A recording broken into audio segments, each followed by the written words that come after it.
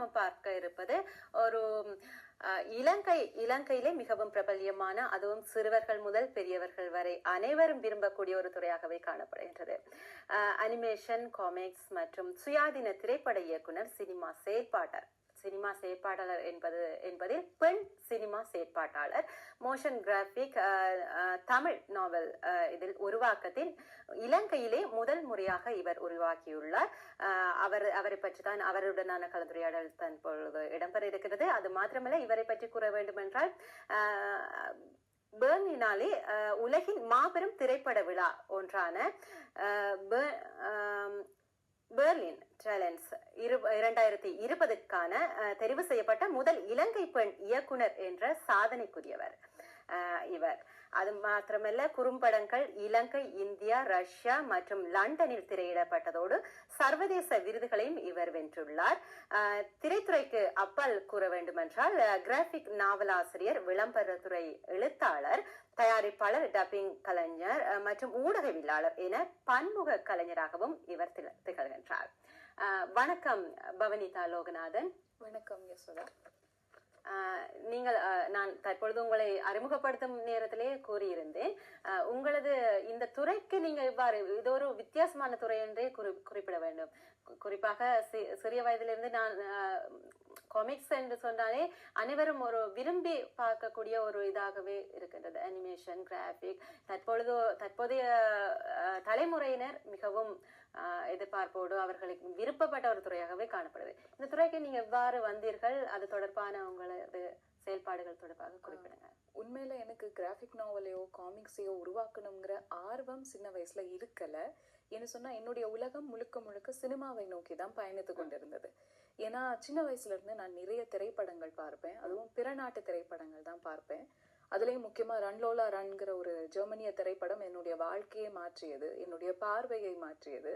அதுக்கு பிறகு சினிமா தான் என்னுடைய வாழ்க்கைன்னு சொல்லி நான் தீர்மானிச்சு சினிமா சம்பந்தமான பயணம் தான் இதுவரைக்கும் நடந்து கொண்டிருக்கிறது. இனியும் அது தொடரும்.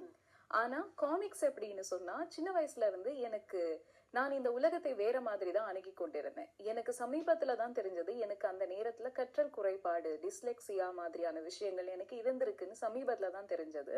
ஆனா அந்த நேரத்துல என்னுடைய உலகம் முழுக்க முழுக்க வேற மாதிரி இயங்கி கொண்டிருந்தது. ஏன்னு சொன்னா, நான் பார்க்கிற இடங்கள் எல்லாமே அனிமேஷனாகவும் கார்ட்டூன்களாகவும் தான் இருந்துச்சு. என்னுடைய உலகம் முழுக்க முழுக்க கார்ட்டூன்களுக்குள்ளதான் இருந்தது. நான் நிறைய கார்ட்டூன்கள் பார்ப்பேன், நிறைய காமிக்ஸ் பார்ப்பேன். எங்களுடையது பழைய பேப்பர் கடை, என்னுடைய தாத்தாவுடையது. அப்ப நிறைய பத்திரிகைகள் வரும், வெளிநாட்டு பத்திரிகைகள் எல்லாமே வரும். அப்போ அந்த பத்திரிகைகள் எல்லாம் மீள் சுழற்சிக்கு அனுப்புவாங்க. அப்ப அந்த பத்திரிகையில இருக்கிற காமிக்ஸ் உருவங்கள் இதுதான் எனக்கு ரொம்ப பிடிச்சது. நான் ஒரு விஷுவல் லேர்னர், அப்ப எனக்கு விஷுவல் ரொம்ப பிடிச்சது. இப்ப இந்த காமிக்ஸ் புத்தகங்கள் எல்லாம் எனக்கு அதிகமா நான் பார்த்து ரசிச்சு வளர்ந்துட்டே இருந்தேன். ஆனா அதுலயும் என்ன சொல்லணும்னு சொன்னா, தமிழ்நாட்டு காமிக்ஸ்ல எனக்கு பெரிய ஒரு ஆர்வம் இருக்கல. பிற நாட்டு காமிக்ஸ்ல தான் எனக்கு எப்படி ஒரு சினிமாவும் ஐரோப்பிய சினிமா மேல ரொம்ப ஈர்ப்பு இருந்ததோ, அதே மாதிரி பிற நாட்டு காமிக்ஸ்கள் மேலதான் எனக்கு ரொம்ப ஆர்வம் இருந்துச்சு. வளர வளர அதை தேடி படிச்சுட்டே இருந்தேன். அது எனக்குள்ள ஒரு உலகத்தை உருவாக்கி கொண்டே இருந்தது. ஆனா என்னைக்குமே நினைக்கல அந்த துறைக்கு நான் போவேன் அப்படின்னு. அதை ஜஸ்ட் படிச்சுட்டு ரசிச்சுட்டு போற ஒருத்தராதான் நான் இருந்தேன். ஆனா ஒரு குறிப்பிட்ட நேரத்துக்கு பிறகு ஒரு கலைஞர்களுக்கான நிதி திட்டம் இருந்துச்சு. நான் அதுல பார்ட்டிசிபேட் பண்ற நேரத்துலதான் வேறொரு திரைப்படத்துக்காக, ஒரு குறும்படத்துக்காக நான் கதை எழுதி கொண்டிருந்தேன். அளவுக்கு அதிகமான டிப்ரெஷனுக்கு உள்ளாகிட்டு இருந்தேன். அந்த நேரம் திடீர்னு நான் வரைய ஆரம்பிச்சுட்டேன். எனக்கே தெரியல, நான் வரைய ஆரம்பிச்சுட்டேன், கார்ட்டூன்ஸ் வரைய ஆரம்பிச்சுட்டேன். அப்ப அதுவரை எனக்குள்ள ஏதோ ஒரு விஷயம் உருவாகி கொண்டிருந்தது. நான் திடீர்னு வரைய ஆரம்பிச்சு அது ஓரளவு எனக்கு வரைதல் காமிக்ஸுக்குள்ள போக தொடங்கிடுச்சு, கார்ட்டூன். அப்போ அந்த நேரம் எனக்கு காமிக்ஸ்ல அதீதமான ஒரு ஆர்வம் இருந்தது. முக்கியமா நான் வெப்டூன்களுக்கு அடிமையாகி கொண்டிருந்தேன் அந்த நேரத்துல. தென்கொரியா மாதிரியான நாடுகள், கிழக்காசிய நாடுகள்ல இருந்து வருகிற மங்கா வெப்டூன்கள்ல அதிக ஆர்வத்தோட இருந்தனால எனக்கு ஏதோ ஒரு சில இந்த பிரபஞ்ச சக்தி அந்த மாதிரி ஏதாவது இருக்கும்னு நினைக்கிறேன். அது ஒரு ஈர்க்கப்பட்டு திடீர்னு நான் காமிக்ஸ் செய்யணும் அப்படின்னு ஆரம்பிச்சிட்டேன். அதே காலகட்டத்துலதான் என்னுடைய நண்பர் சொல்லி ட்ராஸ்கி மருது அப்படிங்கிற தமிழ்நாட்டினுடைய மிக பிரபலமான ஒரு ஓவியர் இருக்காரு. அவருடைய பேச்சுக்கள் எல்லாம் பார்க்கும்போது அவருக்கும் இந்த நிறைய காமிக்ஸ்ல நிறைய ஈடுபாடு இருக்கிற ஒருத்தர். அவர் சொன்ன நிறைய விஷயங்களை நான் பார்த்து படிக்க ஆரம்பிச்சேன், நிறைய கத்துக்க ஆரம்பிச்சேன். அப்ப எனக்கு காமிக்ஸ் உருவாக்கணும், கிராஃபிக் நாவல்ஸ் உருவாக்கணும் அப்படின்னு தோணுச்சு. அப்ப அந்த நல்லிணக்க திட்டம் நான் அவர்கள் கொடுத்திருந்தாங்க. அந்த நல்லிணக்க திட்டத்தை நான் இந்த மாதிரி பயன்படுத்தி ஒரு புதிய கலை வடிவத்தை உருவாக்கணும்னு ஆசைப்பட்டேன். அதுக்காக நிறைய தேடினேன். இலங்கையில எங்கெல்லாம் காமிக்ஸ் பண்ணியிருக்காங்க, இது வரைக்கும் காமிக்ஸ் பண்ண ஆர்டிஸ்ட் என்ன ஆயிட்டு இருக்காங்க அப்படின்னு சொல்லி எல்லாமே தேடினப்போ காமிக்ஸ்ங்கிறது கிட்டத்தட்ட இறுதி கட்டத்தை நோக்கி சென்று கொண்டிருக்கிற ஒரு கலை வடிவம். தமிழ்ல காமிக்ஸே இல்ல, அதான் உண்மை. 1-2 காமிக்ஸ் அந்த காலத்துல வந்திருக்கு, ஆனா தமிழ்ல இலங்கையில அது இல்ல. சிங்களத்துல மட்டும்தான் உருவாகி இருக்கு. அதுவும் கிட்டத்தட்ட மூட போற நிலைமையில தான் அமைந்திருக்கு. அதுவும் பெரிய ஒரு ஐரோப்பிய காமிக்ஸ் அளவுக்கோ இல்ல கிழக்காசிய காமிக்ஸ் அளவுக்கோ வினைத்திறனா வளரவும் இல்லை. அப்போ அந்த கலை வடிவமே இல்லாம போயிட்டு இருக்கு அப்படிங்கறதோடைய அந்த நிறைய ஆர்டிஸ்ட நான் சந்திச்சு பேசி அது ஒரு பெரிய பயணம். அந்த பயணத்துக்கு பிறகு 5 கிராஃபிக் நாவல்களை நாங்க உருவாக்கி இருக்கோம். அதுலயும் மோஷன் வீடியோ வடிவிலையும் அதே நேரத்துல புத்தக வடிவிலையும் உருவாக்கணும். இது எங்களுடைய முதல் முயற்சி, இலங்கையில ஒரு முக்கியமான முதல் முயற்சி. ஆரம்ப கட்ட முயற்சிகளுக்கு என்னென்ன பிரச்சனைகள் இருக்குமோ, என்னென்ன தடைகள் இருக்குமோ அது எல்லாத்தையுமே சந்திச்சு ஒரு தனி ஒருத்தியா ஒரு 40 பேரை வச்சு வேலை வாங்குறது ரொம்ப கஷ்டமா இருந்தது. ஆனா நாங்க அதை செய்து முடித்துட்டோம். வீடியோ வடிவில் 4 கிராஃபிக் நாவல்கள், மோஷன் கிராஃபிக் நாவல்கள் வெளியாகி விட்டன. இறுதி வடிவம் இப்போது தயாராகிட்டு இருக்கு. ஆனா புத்தகங்களை அச்சிடுறதுக்கு இலங்கையில இப்ப காகித பிரச்சனைகள் இருக்கிறதால எங்களால புத்தகத்தை அச்சிட முடியாத ஒரு சூழ்நிலை இருக்கு. இந்த பிரச்சனைகள் முடிந்த பிறகு எங்களுடைய புத்தகங்கள் வெளியாகும் 3 மொழிகள்லயும். சோ கிட்டத்தட்ட 5 மோஷன் கிராஃபிக் நாவல்களும் புத்தகங்களும் மிக விரைவில் இலங்கை மக்களுக்காக நாங்க வெளியிடுறதுக்கு காத்துட்டு இருக்கோம். அது தவிர இப்போ LGBTQ ஒரு வெப்காமிக்ஸ் நான் சமீபத்துல செய்திருக்கிறேன். ஸோ தொடர்ந்து வெப்காமிக்ஸ்களும் வெவ்வேறு விதமான காமிக்ஸ்களினுடைய மிகப்பெரிய ஒரு பரந்துபட்ட பரப்பு அது.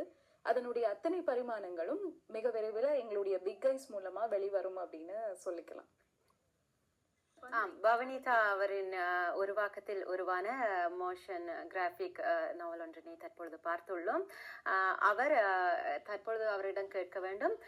நீங்க சொல்லுங்க, உங்களுக்கு நிறைய பிலிம் ஃபெஸ்டிவல் அதுல நீங்க நிறைய விருதுகளையும் பெற்றுள்ளீர்கள். அது தொடர்பான உங்களது எவ்வாறு உங்களுக்கு அமைய பெற்றது? ஆமா, நான் 2 குறும்படங்கள் எடுத்தேன். 3 குறும்படங்கள் எடுத்திருக்கேன். அது முதலாவது பிராக்டிஸ் படமா நான் கருதுறேன். 2 குறும்படங்களையும் நான் நிறைய சர்வதேச விழாக்களுக்கு அனுப்பியிருக்கேன். நிறையன்னு சொல்ல இல்லாத ஒரு குறிப்பிட்ட அளவு தான். அப்போ அந்த 2 குறும்படங்களும் வெவ்வேறு நாடுகள்ல வெவ்வேறு விருதுகளை பெற்றன. இந்தியாவிலையும் அதே மாதிரி லண்டன்ல திரையிடப்பட்டது, ரஷ்யாவில் ஃபைனல் நாமினேஷனுக்கு சென்றது. ஆனா இந்த விருதுகளை விடவும் நான் அதிகமா எனக்கு கிடைச்ச ஒரு மிக முக்கியமான சந்தர்ப்பமா பார்க்கிறது 2 வெளிநாட்டு பயணங்கள் எனக்கு அமைந்தது. திரைப்படம் தொடர்பான கற்றல் கல செயல்பாடுகளுக்கு வாய்ப்பு கிடைச்சது. அதாவது லேப் ஹப் அப்படின்னு சொல்லுவாங்க. ஃபிலிம் ஃபெஸ்டிவல்னு சொன்னாலே எங்களுக்கு அதிகமா அவார்ட்ஸை பத்தி தான் நாங்க பெருசா பேசுவோம். ஆனா அவார்ட்ஸை விடவும் ஃபிலிம் ஃபெஸ்டிவல்ல ஒரு வேறு விதமான ஒரு தளம் இருக்கு. லேப் இருக்கு, அதே மாதிரி ஹப் இருக்கு, கன்சல்டிங் இருக்கு, மார்க்கெட் இருக்கு. இந்த மாதிரி வெவ்வேறு பிரிவுகள் இருக்கு. உங்களது எந்த துறை சார்ந்தவர்களோ அந்த துறை தொடர்பாக நீங்க இன்னும் மேலும் கற்றுக்கொள்வதற்கும் படங்களுக்கான நிதி உதவிகளை பெற்றுக்கொள்றதுக்கும் இல்ல எங்களுடைய படங்களை இன்னும் மெருகேற்றிக் கொள்றதுக்கும் அங்க வரப்போற மற்ற கலைஞர்களோட ஒரு கொலாபரேஷனை ஏற்படுத்திக் கொள்வதற்கும் வெவ்வேறு விதமாக செயற்பட்டு கொண்டிருக்கிறது. அப்ப எனக்கு முதலாவதா 2018ஆம் ஆண்டு ஒரு வாய்ப்பு கிடைத்தது. லண்டனுக்கு சென்று பயிற்சிகளை மேற்கொள்ளக்கூடிய ஒரு வாய்ப்பு. அதாவது பெண்களுக்கு எதிரான வன்முறைகள், அதை பற்றிய படங்களை எடுப்பதற்கான ஒரு பயிற்சி திட்டம் லண்டனில் அமைந்திருந்தது. அது கிட்டத்தட்ட 3 மாத அளவு நடக்கும்னு சொல்லி ஏதோ ஒரு சில காரணங்களால 1 வாரத்துக்கு மட்டுப்படுத்தப்பட்டது. அது எப்படின்னு சொன்னா பிபிசியினுடைய ஆவணப்பட இயக்குனர்களும் ஐரோப்பிய திரைக்கலைஞர்களும் அதை நடத்தினாங்க. முக்கியமா அந்த நிகழ்வுக்கு ஹாலிவுட் நடிகை ஏஞ்சலினா ஜோலி தான் பிராண்ட் அம்பாசிடரா இருந்தாங்க. அப்ப இறுதி 2 நாட்கள் அவர்களோட தான் எங்களுக்கு பேச்சுவார்த்தைகள், விவாதங்கள், 1-to-1 கலந்துரையாடல்கள் எல்லாமே எங்களுக்கு அமைந்தது.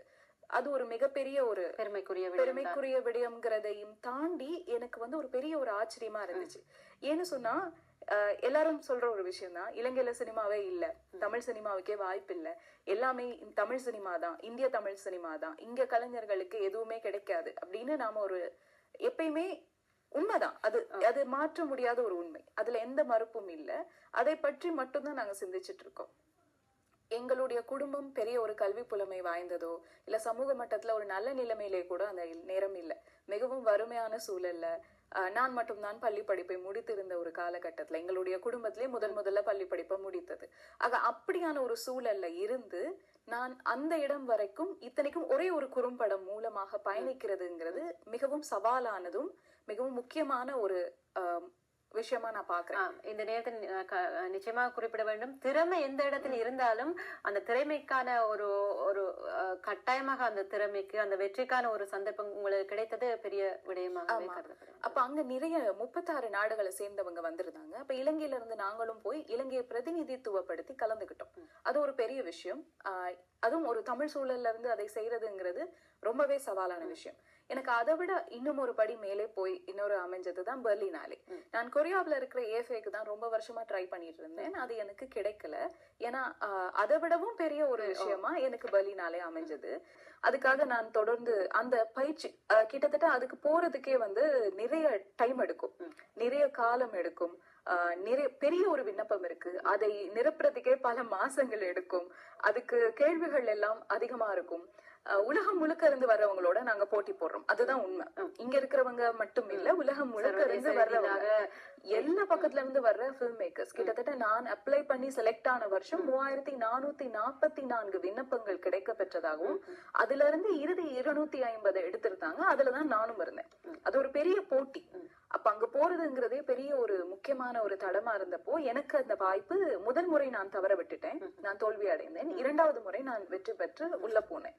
உள்ள போய் அங்க எனக்கு சர்வதேச கலைஞர்கள் பல பேரையும் நான் பார்த்து வியந்த இயக்குனர்கள் பல பேரையும் நான் சந்திக்க கூடியதா கிடைத்தது. முக்கியமா விம் வெண்டர்ஸ் மாதிரியான இயக்குனர்களோட நேரடியா கலந்துரையாடி பேசக்கூடிய ஒரு வாய்ப்பு கிடைச்சது. ஒரு பார்த்தோம்னு சொன்னா சினிமா எனக்கு ஒரு பெரிய ஆச்சரியமான கலை வடிவம். என்னால சினிமா மாதிரியான இன்னொரு கலை வடிவத்தை இந்த உலகத்துல நான் கண்டதில்லை. அப்போ சின்ன வயசுல ஒரு 15 வயசு 14 வயசுல விம் வெண்டர்ஸ் மாதிரியான ஒரு பெரிய இயக்குனருடைய பாரிஸ் டெக்சாஸ் படத்தை பார்த்துட்டு உட்காந்து உடைஞ்சு போய் அழுதுருக்கேன். அதே ஒரு 28 வயசுல மறுபடியும் அதே இயக்குனரோட நான் போய் இருக்கிறேன்.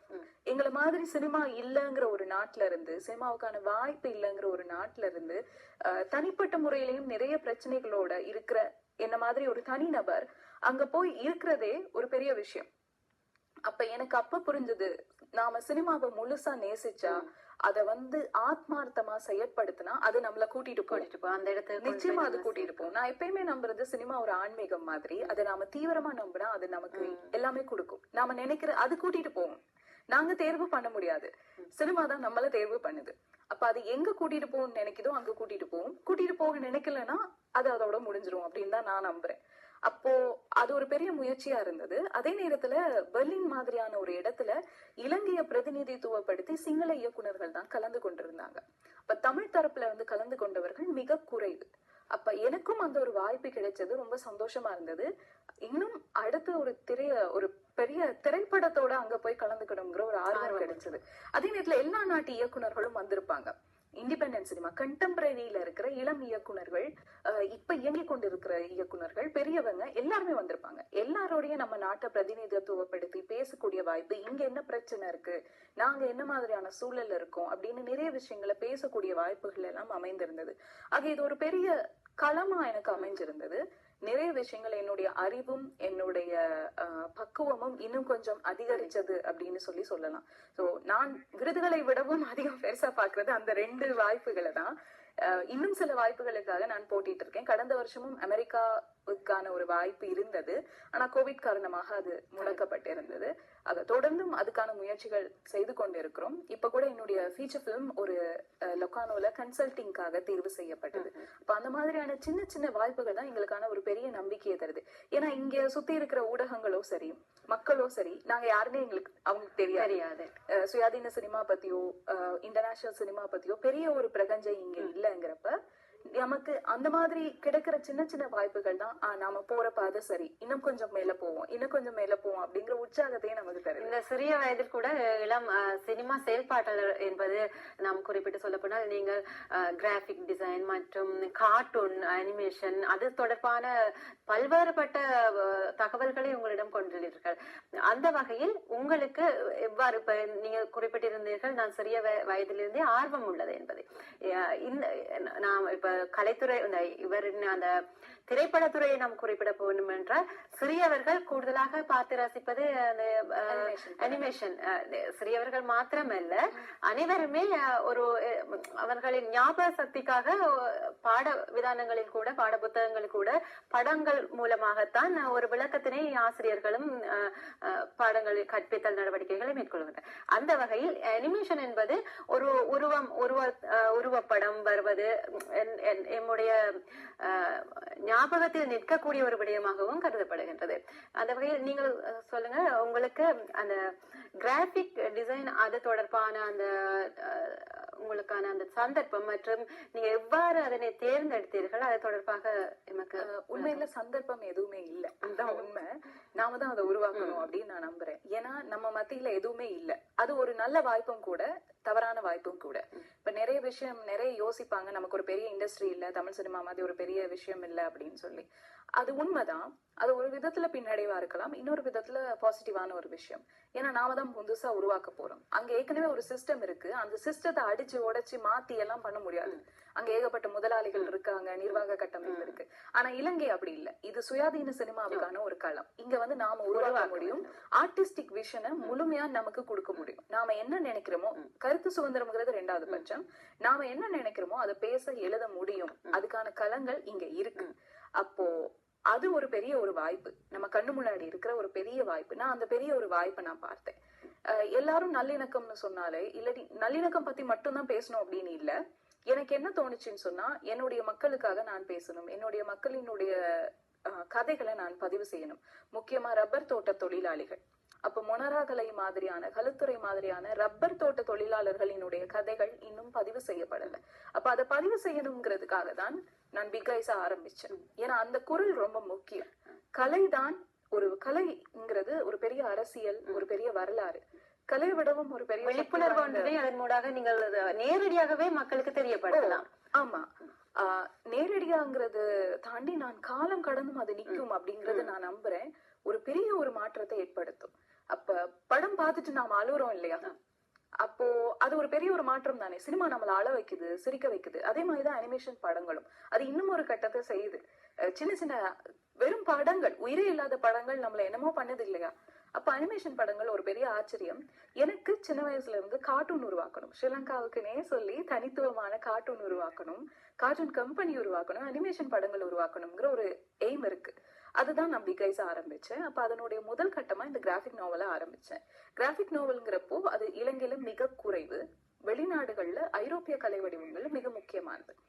உண்மையா நாங்க ஒரு காலனி, ஐரோப்பிய கிட்ட இருந்து நிறைய விஷயங்கள் நமக்கு கிடைச்சிருச்சு. ஆனா காண்பியல் கலைகள் சரியா நாங்க கிடைக்கல.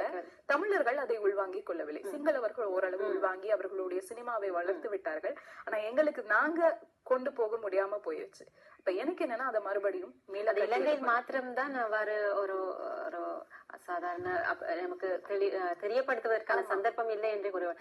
தமிழர்கள் பொறுத்தவரை இந்திய சினிமாக்களின் நாட்டம் அநேகமாக காணப்படுகின்றது. அப்போ கிராஃபிக் நாவலை நான் ஆரம்பிக்கிறப்ப யாருக்குமே எதுவும் புரியும். கிராஃபிக் நாவலா அப்படின்னா என்ன, மோஷன் கிராஃபிக் நாவலா அதெல்லாம் என்ன அப்படின்னு சொல்லி திருப்பி கேட்டாங்க.